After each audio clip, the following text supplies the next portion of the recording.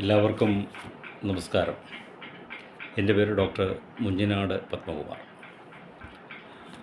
വളരെയേറെ സവിശേഷ വ്യക്തിത്വമാർന്നിട്ടുള്ള ഒരു കാവ്യ സമാഹാരം പരിചയപ്പെടുത്താനാണ് ഞാൻ ഉദ്ദേശിക്കുന്നത്.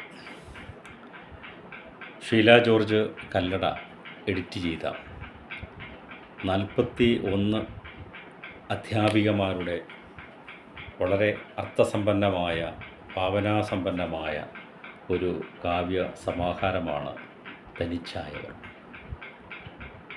ഈ പുസ്തകത്തിലൂടെ ഒന്നിലധികം തവണ കാവ്യഭാഷയിൽ പറഞ്ഞാൽ തോണി തുഴയാനുള്ള ഒരു അവസരം എനിക്ക് ലഭിച്ചു. ഞാൻ വളരെ കൗതുകത്തോടു കൂടിയാണ് ഈ പുസ്തകം ഒരു സഹൃദയപക്ഷത്ത് എന്നുകൊണ്ട് വായിക്കാനായിട്ട് ശ്രമിച്ചത്. അപ്പോഴൊക്കെ എന്നെ അത്ഭുതപ്പെടുത്തിയ ഒരു കാര്യം, ഈ ഒന്നാണ് സൂര്യൻ പലത് പ്രതിബിംബം എന്ന് പറയും. സൂര്യൻ ഒന്നേ ഉള്ളൂ, അത് പല ചിരട്ടയിൽ വെള്ളം കോരി വെച്ച് നോക്കിയാൽ പല സൂര്യനെ കാണാമെന്ന് പറയുന്നത് പോലെ ഒരു വിഷയത്തെ തന്നെ വിവിധ തലങ്ങളിലൂടെ നോക്കിക്കാണാനുള്ള ഒരു ധൈര്യപ്പെടൽ, വേണമെങ്കിൽ കാവ്യഭാഷയിൽ സാഹസികമായ ഒരു സാംസ്കാരിക ദൗത്യം എന്ന് വേണമെങ്കിൽ നമുക്ക് പറയാൻ പറ്റും. ആ അർത്ഥത്തിലാണ് ഈ കാവ്യസമാഹാരത്തിലെ എല്ലാ കവിതകളും ഒഴുകിപ്പരക്കുന്നത്. ഇതിലെ പ്രധാനപ്പെട്ട വിഷയം ജീവിതം തന്നെയാണ്. ആ ജീവിതത്തെ ചില വേർതിരിവുകളോടെയാണ് ഇതിലെ പല കവികളും കണ്ടെത്താൻ ശ്രമിക്കുന്നത്. ചിലവർക്ക് ജീവിതം സ്വന്തം ജീവിതത്തിൻ്റെ ചില ഘനസാന്ദ്രമായ മൗനത്തിൻ്റെ അടയാളവാക്യങ്ങളായിട്ട് കാണുമ്പോൾ, ചില എഴുത്തുകാരികൾ അവർ ജീവിക്കുന്ന സമൂഹത്തിൻ്റെ ഒരു പരിച്ഛേദമായിട്ട് ജീവിതത്തെ സ്വപ്രകാശിതമായിട്ടുള്ള ഒരു നിറവിലേക്ക് എത്തിച്ചുകൊണ്ട് അതിനെ വിലയിരുത്താനുള്ള ഒരു ശ്രമം നടത്തും. പക്ഷേ എങ്ങനെ വിലയിരുത്താൻ ശ്രമിക്കപ്പെടുമ്പോഴും അതിൽ നിന്ന് ഊറി വരുന്ന സത്താപരമായിട്ടുള്ള ഒരു കാവ്യ സംസ്കാരമുണ്ട്. അത് ഉന്നതമായിട്ടുള്ള ജീവിതത്തിൻ്റെ മൂല്യം തന്നെയാണ്. പല കാലങ്ങളിലായിട്ട് നഷ്ടപ്പെട്ടു പോകുന്ന ജീവിത മൂല്യത്തെ തിരിച്ചു പിടിക്കുവാനുള്ള ഒരു അക്ഷീണ ശ്രമമാണ് ഈ 41 എഴുത്തുകാരികളും ഈ കവിതകളിലൂടെയൊക്കെ തന്നെ പറഞ്ഞു വയ്ക്കുന്നത്. ആ അർത്ഥത്തിൽ മലയാള കവിതയുടെ ഒരു പരിച്ഛേദം എന്ന് വേണമെങ്കിൽ നമുക്ക് പറയാം. അവിടെ സ്ത്രീകളുടെ ശബ്ദമെന്നോ പുരുഷൻ്റെ ശബ്ദമെന്നോ ഉള്ള ലിംഗഭേദങ്ങളൊന്നും ഇല്ലാതെ മനുഷ്യൻ്റെ ശബ്ദം എന്ന് പറയുന്ന ഒരു ധ്വനഗാംഭീര്യമായിട്ടുള്ള തലത്തിൽ നിന്നുകൊണ്ട് കൂടി ഈ 41 കവിതകളെ നമുക്ക് സ്വീകരിക്കപ്പെടേണ്ടതായിട്ടുണ്ട്. ആ അർത്ഥത്തിൽ മലയാള കവിതയുടെ ചരിത്രം പരിശോധിക്കപ്പെടുമ്പോൾ, അല്ലെങ്കിൽ കവിതയുടെ ചരിത്രം ചർച്ച ചെയ്യപ്പെടുമ്പോൾ, രേഖപ്പെടുത്തുമ്പോൾ ഈ കവിതകൾ കൂടി ചേർത്ത് വെച്ച് വായിക്കണം.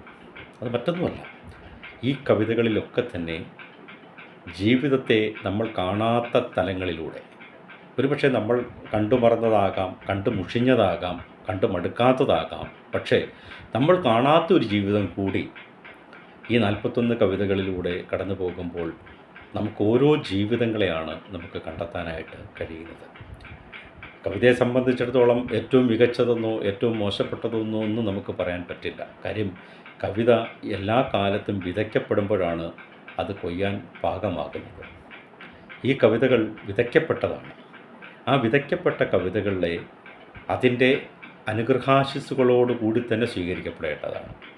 ഒരു സഹൃദയനെ സംബന്ധിച്ചിടത്തോളം ഈ 41 കവിതകൾ അമൂല്യങ്ങളായിട്ടുള്ള ജീവിത നിർവചനങ്ങളുടെ ഒരു കാവ്യസമ്പുടമാണ്.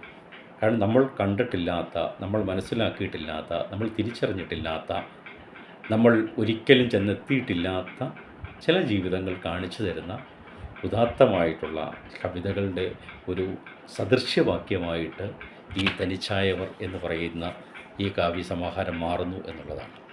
ഇതിൽ പറയുന്നുണ്ട്, തനിച്ചായതിൻ്റെ 41 ജീവിതത്തിൻ്റെ അടരുകൾ ആണ് എന്ന് ഷീല ടീച്ചർ ഇതിൻ്റെ ആമുഖത്തിൽ പറഞ്ഞു വയ്ക്കുന്നുണ്ട്. ഇതെല്ലാം നമ്മൾ ചേർത്ത് വെച്ച് വായിക്കപ്പെടുമ്പോൾ നമ്മൾ ജീവിക്കുന്ന കാലത്തിൻ്റെ വല്ലാത്തൊരു ആസുരതയാർന്നിട്ടുള്ള ഒരു അനുഭവമുണ്ട്. ഈ ആസുരതയെ കൂടി ഈ കവിതകളിലേക്ക് കൊണ്ടുവരുന്നു എന്നുള്ളതാണ് ഏറ്റവും ശ്രദ്ധേയമായിട്ടുള്ള ഒരു നിരീക്ഷണം. ഒരുപക്ഷേ ലളിതമായ പരികൽപ്പനകളിലൂടെ, ലളിതമായ സമവാക്യങ്ങളിലൂടെ ഒരു ഭാവനയുടെ ഏറ്റവും താരുണ്യമായിട്ടുള്ള ഒരു കാന്തിക പ്രഭ പ്രസരിപ്പിക്കപ്പെടുമ്പോൾ പോലും നമുക്ക് നഷ്ടപ്പെടുന്ന ജീവിതത്തിൻ്റെ മൂല്യത്തെ, നമുക്ക് നഷ്ടപ്പെടുന്ന സ്നേഹത്തിൻ്റെ അളവുകളെ, അതിനെയൊക്കെ അതിൻ്റെ ആഴത്തിലും പരപ്പിലും ചേർത്ത് വെച്ചുകൊണ്ട് കാണാനും അത് അവതരിപ്പിക്കുവാനുമുള്ള ഒരു ശ്രമം ഈ തനിച്ചായവർ എന്ന് പറയുന്ന ഈ കാവ്യസമാഹാരത്തിലൂടെ കടന്നു പോകുമ്പോൾ നമുക്ക് തിരിച്ചറിയാനായിട്ട് കഴിയും. ഈ 41 കവി സുഹൃത്തുക്കൾക്കും ഒരു സഹൃദയൻ്റെ പക്ഷത്തു നിന്നുള്ള അഭിവാദനം അത് അർപ്പിച്ചുകൊള്ളുന്നു. ഇനിയും ഇതുപോലൊക്കെയുള്ള വലിയ ചിന്തകൾ, വലിയ അനുഭവങ്ങൾ പങ്കുവയ്ക്കപ്പെടുന്ന ഉന്നതമായിട്ടുള്ള കാവ്യ മാതൃകകൾ, കവിതകളിലൂടെ തന്നെ ആവിഷ്കരിക്കപ്പെടുന്ന ജീവിതത്തിൻ്റെ ചില സമസ്യാപൂരണങ്ങൾ അവതരിപ്പിക്കപ്പെടേണ്ടതിൻ്റെ അനിവാര്യതയെക്കുറിച്ച് കൂടിയുള്ള ഒരു ദിശാസൂചിയായിട്ട് ഈ കവി സമാഹാരം തനിച്ചായവർ മാറുന്നു എന്നുള്ളതാണ്. പക്ഷേ ഇത് വായിച്ച് നമ്മളിതിൻ്റെ അവസാന പുറങ്ങളിലേക്ക് എത്തുമ്പോൾ ഈ കവികൾ തനിച്ചായവരല്ല, ഇവർ സമൂഹത്തിൻ്റെ മുഖ്യധാരയിൽ പ്രവർത്തിക്കേണ്ടവരാണ് എന്നുള്ള ഒരു ഓർമ്മപ്പെടുത്തൽ കൂടിയായിട്ട് ഈ സമാഹാരം മാറുന്നുണ്ട്. എല്ലാവർക്കും എല്ലാ സ്നേഹവും നന്മകളും.